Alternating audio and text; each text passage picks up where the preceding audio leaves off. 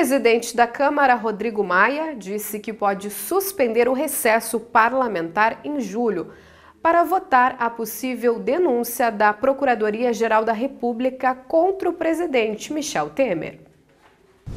Em reunião no Palácio do Jaburu, o presidente Michel Temer pediu hoje ao presidente da Câmara, Rodrigo Maia, e a aliados que a votação da possível denúncia da Procuradoria-Geral da República aconteça o mais rápido possível. Para isso, Rodrigo Maia cogita a suspensão do recesso da Câmara, que começa no dia 17 de julho.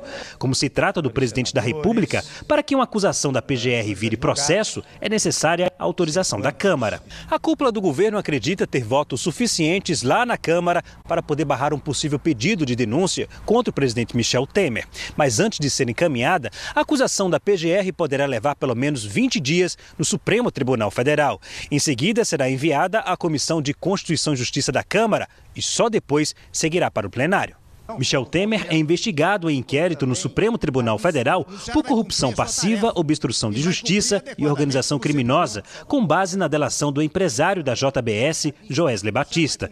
A Polícia Federal tem até segunda-feira para concluir o inquérito, mas os agentes devem pedir mais tempo ao STF para aprofundar as investigações. A cópia de um e-mail encontrado pela Polícia Federal ligaria o coronel aposentado da PM, João Batista Lima, amigo de Michel Temer, a uma reforma em um imóvel de Maristela Temer, filha do presidente.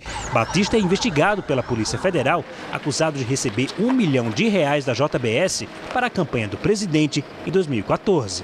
Também investigado com base nas delações da JBS, o senador afastado Aécio Neves teve hoje o pedido de prisão reforçado pela Procuradoria-Geral da República. O procurador Rodrigo Janot entende que Aécio Neves ainda está exercendo funções políticas, mesmo após o afastamento. Ele usou como argumento uma foto postada nas redes sociais no dia 30 de maio pelo próprio senador Aécio Neves, reunido com a cúpula do PSDB. Ontem o Senado tirou o nome de Aécio do placar eletrônico e cortou parte do salário do senador. Realizada a reunião da comissão especial, que tem como finalidade analisar e estudar a real situação da drogadição em nosso município. Realizada a reunião com a comissão especial constituída na Câmara de Vereadores com a finalidade de analisar e estudar a real situação da drogadição em nosso município. A comissão é importante porque ela une esforços no nosso município, não só as instituições que trabalham com a infância e juventude, que já têm esta união de forças através da rede de proteção. Nós temos um trabalho bastante intenso já há anos aqui no município de Ijuí, que não se vê em outras comarcas, né? Ijuí é um modelo para isso.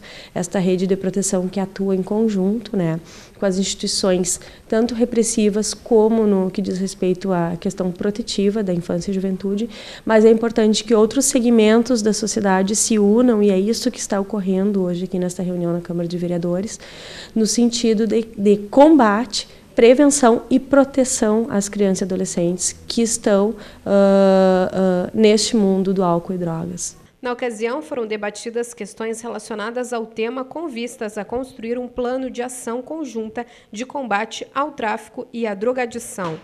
A promotora de justiça, Marilise Bortoluzzi, salienta que a porta de entrada para outras drogas é o álcool. O que nós temos verificado de todos os casos de crianças e adolescentes que são consumidores de drogas que nós chamamos de ilícita, maconha, cocaína, ou crack, ou qualquer outra loló, é que todas essas, antes de experimentar essas drogas ilícitas, já haviam experimentado o álcool. Né? Isso nos remete a uma conclusão de que a porta de entrada para as drogas, sejam lícitas ou ilícitas, é realmente o álcool. E ela tem ocorrido cada vez mais cedo o consumo por parte de crianças e adolescentes. Né? No Rio Grande do Sul, nós temos dados de que as meninas acabam utilizando mais cedo do que os meninos, e que a faixa etária de início de uso de álcool se dá ali na passagem de 12 para 13 anos de idade, o que é bastante alarmante.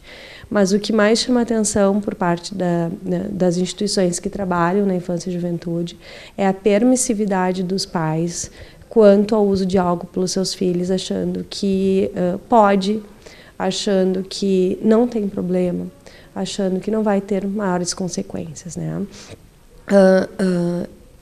Diariamente chegam denúncias na Promotoria de Justiça através de situações individuais ou mesmo coletivas no sentido do fornecimento.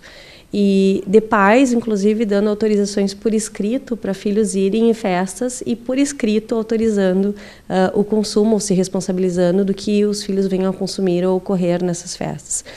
Nós gostamos de frisar, até porque às vezes é por um desconhecimento dos pais, até mesmo de classes mais altas, diga-se de passagem, de que os pais eles não podem, sob qualquer hipótese, dar qualquer autorização para os seus filhos consumir bebida alcoólica. Por quê? A legislação não permite isso. A legislação, por mais que sejam pais e mães, não permite que os pais deem esta autorização. A legislação não abre qualquer exceção no que diz respeito ao consumo de álcool por parte de crianças e adolescentes. Ela é taxativa, ela é muito direta no sentido de que há a proibição do uso de álcool por parte de menores de idade. Não importa se alguém vai ou não vai autorizar. Nem mesmo por ordem judicial se pode autorizar o uso de álcool por parte de menores de idade, porque a legislação não abre esta brecha. Então, é importante que os pais tenham ciência disso, de que são pessoas em desenvolvimento e que o uso de álcool na vida dessas pessoas em desenvolvimento, menores de idade, pode trazer consequências bastante nefastas, a iniciar por um alcoolismo, a iniciar por um câncer e também o ingresso no uso de drogas ilícitas, como nós temos vendo com muita frequência.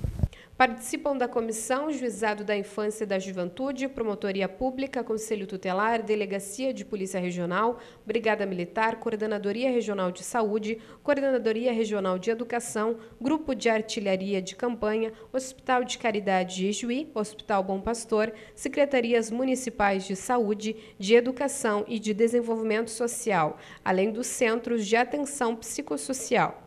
O delegado Ricardo Miron salienta o combate ao tráfico de drogas. Na verdade, as forças policiais, tanto Polícia Civil, Brigada Militar, agora em conjunto com o Ministério Público, a gente faz um trabalho justamente no combate ao comércio da droga, a comercialização de todos os tipos de drogas que existem no município e região. E esse combate é efetivo. Nós temos feito a repressão desses crimes e também trabalhado na prevenção dessa comercialização, ou seja, prendendo muitas vezes as pessoas antes dela começar a comercialização ou depois, quando já estão comercializando, para justamente buscar provas de materialidade e autoria. Agora, obviamente que somente o trabalho policial em cima do comércio de drogas não vai diminuir substancialmente o consumo da droga. O consumo tem que ter um trabalho educacional, um trabalho preventivo, talvez escolar, religioso, isso tem que ser estudado, tem que ter uma política pública para conscientizar o cidadão, o usuário, que ele não pode consumir droga porque faz mal para ele. Reduzindo o consumo de droga, obviamente, vai reduzir o comércio. O Brasil é um dos maiores exportadores mundiais de carne e está novamente sob a mira da comunidade europeia. A ameaça de suspender as exportações do produto esconderia outros interesses.